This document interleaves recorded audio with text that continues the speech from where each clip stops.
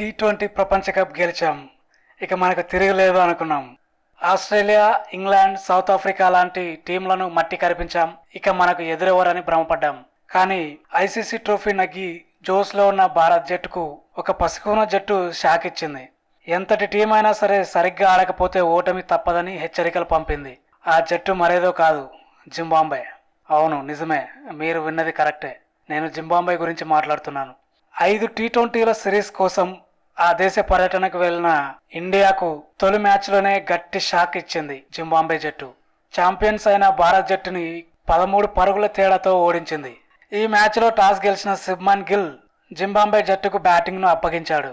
Zimbabwe జట్టు 20 ఓవర్లు ఆడి 9 వికెట్లకు కేవలం 115 పరుగులు మాత్రమే చేసింది. రవి బిష్ణోయ్ 4 వికెట్లు తీసుకుని జింబాబ్వే పతనాన్ని శాసించాడు. మన టీంలో తోపు బ్యాటర్లు ఉండడంతో ఈ స్కోర్ని చాలా ఈజీగా కొట్టేస్తారు అని అనుకున్నారు అందరూ. కానీ జింబాబ్వే బౌలర్ల దెబ్బకు మన టీం కేవలం 102 పరుగులకే కుప్పకూలింది.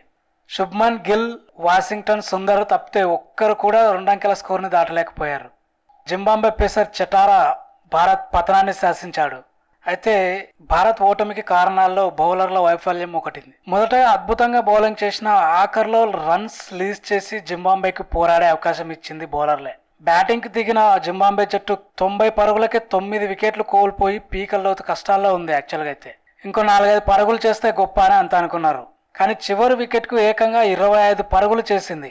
ఆ 25 పరుగులు చేయడం ద్వారా ఆ టీం మన టీంతో పోరాడే అవకాశం లభించింది. టీం ఓడింది కేవలం 13 పరుగుల తేడాతో మాత్రమే.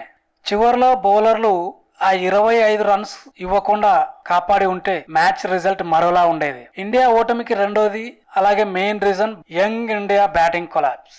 అభిషేక్ శర్మ, రియాన్ పరాగ్, రుతురాజ్ గైక్వాడ్, రింకు సింగ్, ధ్రువ్ జురెల్ ఐపీఎల్ లో చలవిడిగా బ్యాటింగ్ చేశారు. కానీ మన ఇంటర్నేషనల్ మ్యాచ్ భారత్ తరపున ఆడడానికి పరుగులు చేయలేక చేతులెత్తేశారు. కేవలం గిల్ 31, సుందర్ 27 పరుగులు చేయకపోతే భారత్ 53 పరుగులకే ఆల్అౌట్ అయ్యేది. వీరిద్దరు సహా మరే ఇతర బ్యాట్మెన్ కూడా క్రిజ్ లో నిలదొక్కుకోవడానికి ప్రయత్నించలేదు. కొంచెం ఓపిక బట్టి క్రిజ్ లో నిలదొక్కుకోవడానికి ట్రై చేసి ఉంటే పరుగులైతే వచ్చేవి. అండ్ మన టీం ఫెయిల్యూర్ కు ఇంకో కారణం వాషింగ్టన్ సుందర్.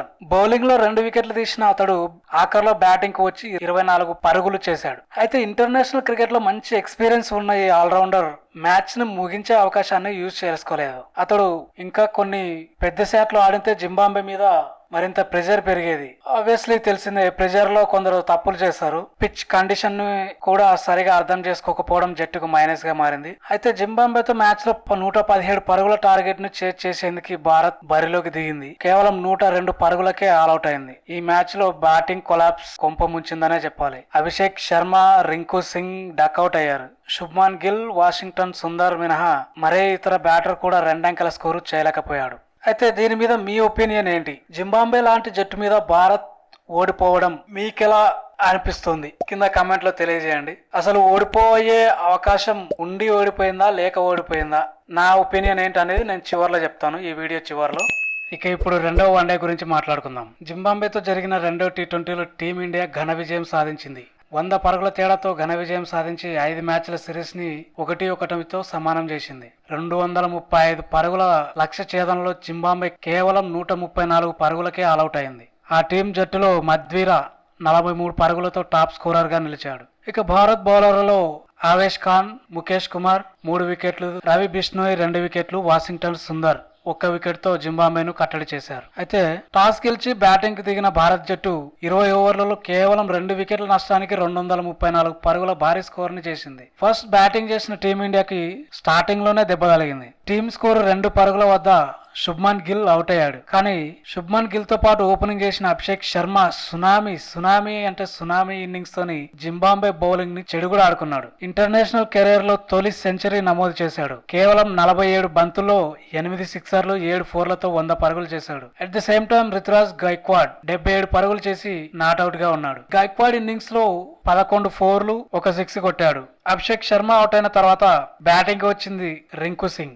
రావడమే సిక్సర్లతోనే దాడి చేసిండు. కేవలం 22 బంతుల్లో 5 సిక్సర్లు 2 4లతో 48 పరుగులు చేసి నాట్అవుట్ గా నిలిచాడు. అయితే ఈ మ్యాచ్ లో స్టార్టింగ్ స్లోగా ఆడిన అభిషేక్ శర్మ ఆ తర్వాత స్పీడ్ పెంచాడు. ఒకానొక దశలో కేవలం 30 బంతుల్లో 41 పరుగులతో ఉన్న అతడు ఆ తర్వాత బాల్ ని బౌండరీతో స్టార్ట్ చేసి డిఎన్ మేయర్స్ బౌలింగ్ లో 4-6 కొట్టాడు. ఆ తర్వాత రజా వేసిన 13 ఓవర్లోనూ వరుసగా 2 సిక్స్లు కొట్టాడు. ఆ తర్వాత మసకజ్జా వేసిన ఓవర్లో హ్యాట్రిక్ సిక్స్లు కొట్టి సెంచరీతో చెలరేగిపోయాడు. అయితే దురదృష్టవశాత్తు తర్వాత బంతికే మేయర్ కు చిక్కి పెవిలియన్ బాట పట్టాడు. ఇదిలా ఉంటే 38 బంతుల్లో అర్ధశతకం చేశాడు స్టార్ ప్లేయర్ రుతురాజ్ గైక్వాడ్. తొలుత నెమ్మదిగానే ఆడిన రుతురాజ్ కూడా ఆ తర్వాత దూకుడు పెంచి చటారా బౌలింగ్ లో 4-6 పరుగులతో స్కోర్ చేశాడు. యంగ్ ప్లేయర్ రింకు సింగ్ అయితే ఇక తన దైన శైలిలో సిక్సర్లతోనే విరుచుకుపడినాడు భయ్య. ఇలా కేవలం 2 వికెట్ల నష్టానికి 234 భారీ స్కోర్ ను చేసింది ఇండియా. ఈ భారీ టార్గెట్ తో బరిలోకి దిగింది జింబాబ్వే.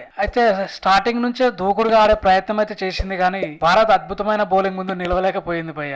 వరుసగా వికెట్ సమర్పించుకుంది. భారత్ బౌలర్ల జబ్బకు జింబాబ్వే జట్టు కేవలం 134 పరుగులకే కుప్పకూలింది. భారత్ తరపున ముఖేష్ కుమార్, ఆవేష్ ఖాన్లు చెరో 3 వికెట్లు తీసుకున్నారు. అలాగే రవి బిష్ణోయ్ 2 వికెట్లు, వాషింగ్టన్ సుందర్ 1 వికెట్ పడగొట్టారు. జింబాబ్వే బ్యాట్స్మెన్లలో మెదెవరే 43 పరుగులు, బ్రియాన్ బెన్నెట్ 23 పరుగులు, ల్యూక్ జాంగ్వే 33 పరుగులు చేశారు. అయితే జింబాబ్వే జట్టుపై అత్యధిక పరుగుల తేడాతో గెలిచిన జట్టుగా భారత్ రికార్డ్ అయితే సృష్టించింది. సో ఇప్పుడు చెప్పండి భయ్య మీ ఒపీనియన్ ఏంటనేది. ఫస్ట్ మ్యాచ్ లో ఆడిన భారత్ జట్టు, సెకండ్ మ్యాచ్ లో ఆడిన భారత్ జట్టు సేమ్ పర్సన్స్ అయితే ఆడారు. కానీ తేడా ఏంది, ఆ 2 మ్యాచ్లు ఆడింది కూడా ఒకే స్టేడియంలోనే, హరారా స్టేడియంలో. అయితే ఎందుకు ఫస్ట్ మ్యాచ్ లో అంత దారుణంగా ఓడిపోయింది, మరి సెకండ్ మ్యాచ్ లో మాత్రం దుమ్ము దులిపిడిచి పెట్టారు బ్యాట్మెన్లు గానీ బౌలర్లు గానీ. బ్యాట్మెన్లు 200+ పరుగులు చేస్తే బౌలర్లు కేవలం 134 పరుగులకే ఆల్అౌట్ చేయడం అనేది నిజంగా చాలా అంటే చాలా అద్భుతం. ఇందులో తేడా ఎక్కడ కొట్టింది అంటే, ఇది నా ఒపీనియన్ అయితే చెప్తున్నాను. వరల్డ్ కప్ గెలిచిన తర్వాత రోహిత్ శర్మ